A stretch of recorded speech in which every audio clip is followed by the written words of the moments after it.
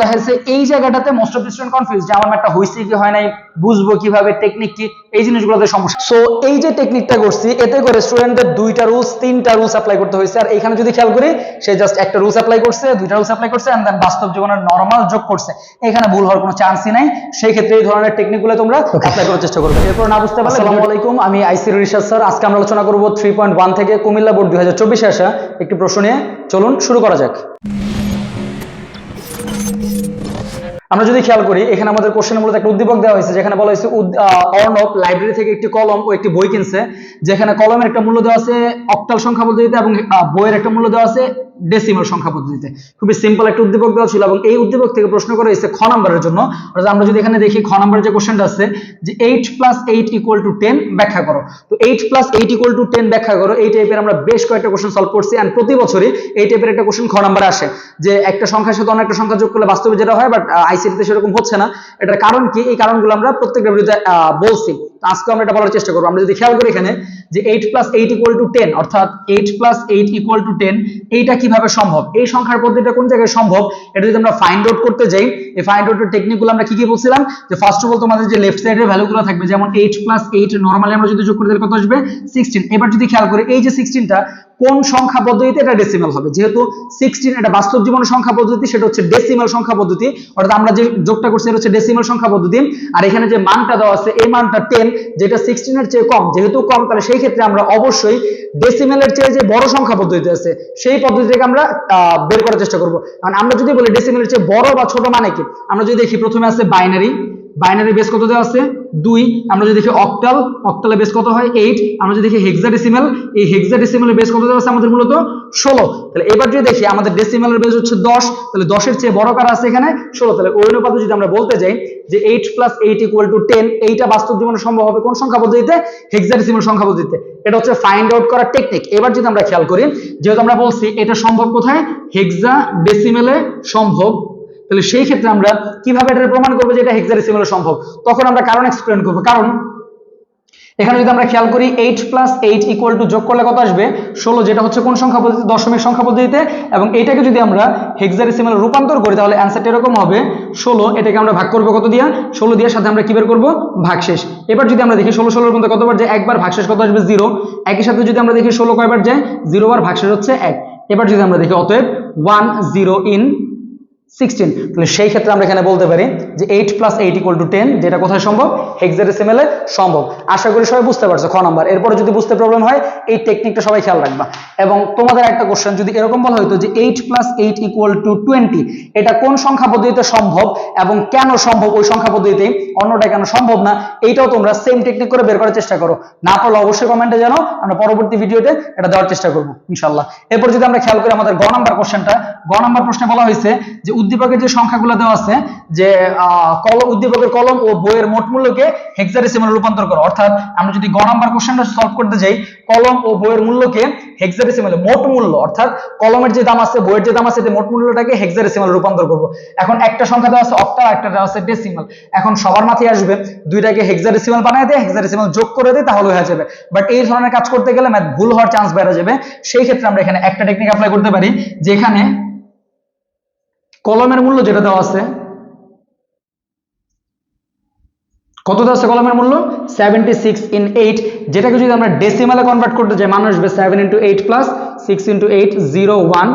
56 + 6 = কত আসবে এখানে 62 in 10। তার মানে আমরা 76 কে ডেসিমালে কনভার্ট করে পাইছি 62। এবার এই 62 এবং এখানে যে বইয়ের মূল্য দেওয়া আছে সেটা কত দেওয়া আছে 45। অতএব আমরা যদি খেয়াল করি এখানে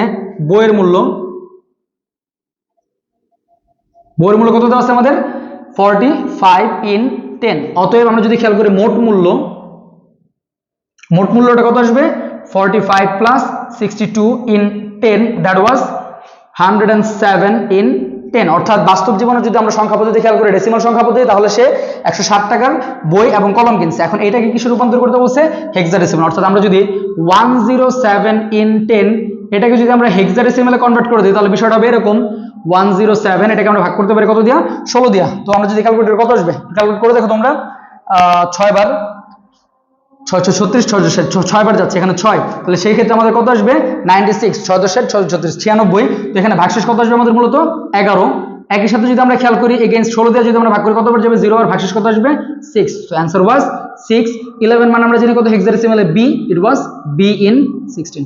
সো আশা করি বুঝতে পারছো এরপর একটু ক্যালকুলেট করে দেখো যে ঠিক আছে কিনা 6 96 107 থেকে 96 বাদ দিলে হয় 11 আর 0 বার ভাগশেষ 6 তো আশা করি সবাই বুঝতে পারছো তো এই টেকনিকটাই আমার মতে সবচেয়ে ইজিয়েস্ট টেকনিক কেউ যদি আবার এটা চাও যে তোমরা এইভাবে কাজ করবা যে এটা তোমাদের হেক্সাডেসিমাল আছে অনেকে যেটা করে আর কি যে অক্টাল যেটা থাকে অক্টালটাকে হেক্সাডেসিমাল বানায় যেমন 76 এটাকে তারা হেক্সাডেসিমাল কিভাবে বানাইতেছে যে এটাকে বাইনারিতে কনভার্ট করে 1116 equal to 110 into and then আবার 4 বিট করে পিক করে 4 বিট বাকি দুইটা 0 ইউজ করে ইট ওয়াজ 3 ইট ওয়াজ ই দেন আমাদের এই যে 3 ই পাইছি এই যে হেক্সাডেসিমাল আবার তারা কি করে ওই যে ডেসিমাল যেটা আছে 45 এটাকেও তারা হেক্সাডেসিমালে কনভার্ট করে অর্থাৎ এটাকেও তারা কি করে না হেক্সাডেসিমাল কনভার্ট করে নেয় তো কনভার্ট করলে কত বার যেতেছে 2 বার 16 দুগুণে 32 তাহলে ভাগশেষ কত থাকবে এখানে আমাদের 13 এরপর আবারও তারা ভাগ করতেছে কত দিয়ে 16 দিয়ে 0 বার ভাগশেষ 2 এরপর তারা কি করে ডি এই 2 আর ডি এবার এই যে 2 আর ডি পাইছে এক্সা অনেকে কি করে এই যে 3e এবং 2d অর্থাৎ এই দুইটাকে তারা আবার কি করে আলাদা করে যোগ করে আর তখনই তারা মিস্টেকগুলো করতে যায়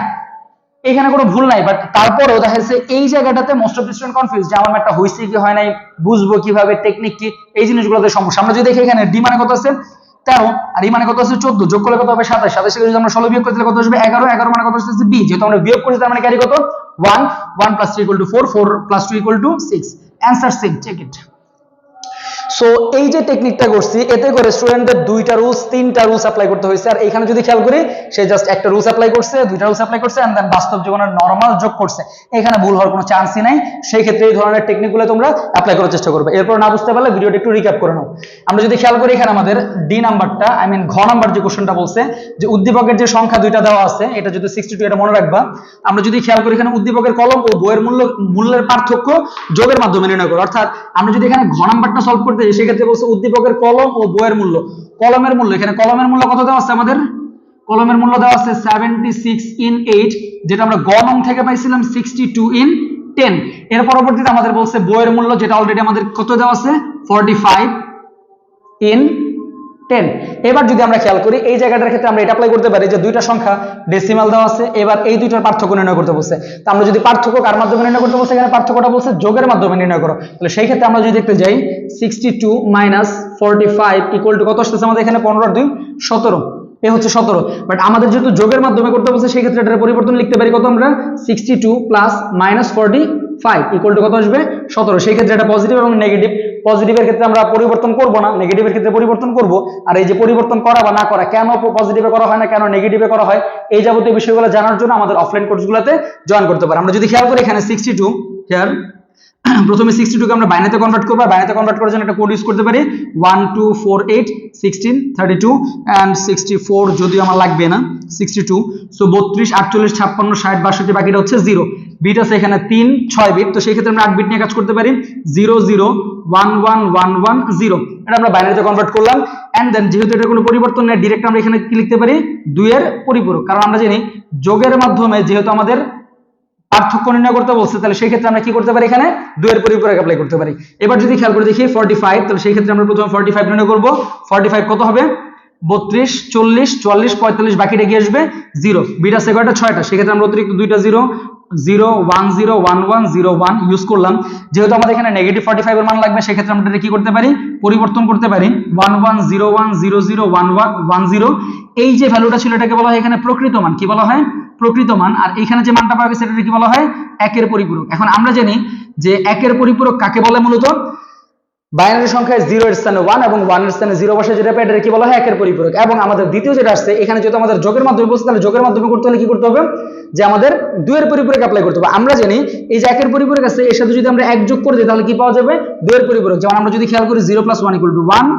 1 0 0 1 0 1 1 এই যে মানটা পাওয়া গেছে এটাকে কি বলা হয় 2 এর পরিপূরক এবার যদি খেয়াল করি এই যে ভ্যালু দুটো পাইছি অর্থাৎ 62 এবং -45 এর যে 2 এর পরিপূরক গুলো পাইছি আমরা যদি খেয়াল করি নাও 62 ইকুয়াল টু কত পাইছি আমরা 0 0 1 1 1 1 0 এন্ড 40 -45 ইকুয়াল টু আমরা ভ্যালু পাইছি কত এখানে 2 এর পরিপূরকে 1 1 0 1 দেন 00 1 1 এখানে কোনো কম হইছে 3 6 7 এখানে একটা বিট কম পড়ছে উপরে আমরা একটা বিট কম নিছি চারটা 1 ছিল 00 00 চারটা 1 0 তার মানে এখানে আমাদের আরো একটা 0 বাদ ছিল এখানে আমাদের আরো একটা 0 হবে 8 বিট যেহেতু, অর্থাৎ আমাদের এখানে বিট কোথাও একটা কম আছে, একটু খেয়াল করে দেখো 65, এখানে ছিল 5টা 1, আমরা 4টা 1 দিচ্ছি, তার মানে এখানে 1 একটা বাড়বে। যাই হোক, তাহলে এখানে আমরা কি করতে পারি, 1 একটা ইনক্রিজ করতে পারি, 1 0। এবার যদি আমরা খেয়াল করি এই দুইটার পার্থক্যটা কত পেয়েছি আমরা 17, আমরা যদি খেয়াল করি এখানে 0 আর 1 যোগ করলে কত হবে 1, আমরা যদি খেয়াল করি এখানে 1 আর 1 যোগ করলে কত হবে 0 ক্যারি 1, সেই 1টা এখানে দিলাম, 1 আর 1 যোগ করলে কত হয় 0 ক্যারি 1, 1 আর 1 যোগ করলে হয় 0 ক্যারি 1, সেই 1টা এখানে দিলাম, 111 এ যোগ করলে হয় 1 ক্যারি 1, 1 1 এ 0, 1 1 0, 1 1 0 ক্যারি কত আছে 1। এই যে আমরা অতিরিক্ত বিটটা পাইছি 17 এর পরবর্তীতে, এই যে মানটা এখানে যদি কাউন্ট করি 1 2 3 4 5 6 7 8 9, এই যে অতিরিক্ত বিট এটাকে কি বলা হয় মূলত ক্যারি বিট, কি বলা হয় ক্যারি বিট। তো আমরা জানি যে 2 এর যে পরিপূরক আছে এই 2 এর পরিপূরকের ক্ষেত্রে ক্যারি বিট গুলা কি করতে হয় বর্জন করতে হয়, তাহলে সেই ক্ষেত্রে আমরা এটা বলতে পারি কি ক্যারি বিট বর্জনীয়। এই যে ক্যারি বিটটা বর্জনীয়, কি কারণে ক্যারি বিট বর্জন করা হয় আর বর্জন না করলে বা কি সমস্যা, বা 2 এর পরিপূরকে কেনই বা বর্জন করা হয়, অথবা কেনই বা এখানে অতিরিক্ত 1 যোগ করা হয়, এই যাবতীয় অ্যান্সারগুলো পাওয়ার জন্য আমাদের অনলাইন এবং অফলাইন কোর্সগুলোতে জয়েন করতে পারো। এবার যদি খেয়াল করি এখানে যে মানটা পাওয়া গেছে এটা ডিরেক্ট আমরা কি বলতে পারি 2 এর পরিপূরক, অর্থাৎ আমরা যদি এখানে অ্যান্সার খেয়াল করি 17, এই 1টা যেহেতু বর্জনীয় তাহলে বাকি আছে 000 000 1 000 and 1, এই যে ভ্যালুটা পাইছি এটারে কি বলা হবে 2 এর পরিপূরক। সো আশা করি সবাই বুঝতে পারছো। এরপরও এই যে আমরা অ্যান্সারটা লিখছি এটা আদৌ সঠিক কিনা, কি করলে বা এক্সাম হলে কিভাবে বুঝতে পারবো যে এই ম্যাথটা সঠিক বা এই জায়গাটা ঠিক আছে, কিভাবে বুঝতে পারবো আমরা, এই যাবতীয় টেকনিকগুলো জানার জন্য আমাদের অনলাইন বা অফলাইন ক্লাসে জয়েন করতে পারো। ধন্যবাদ।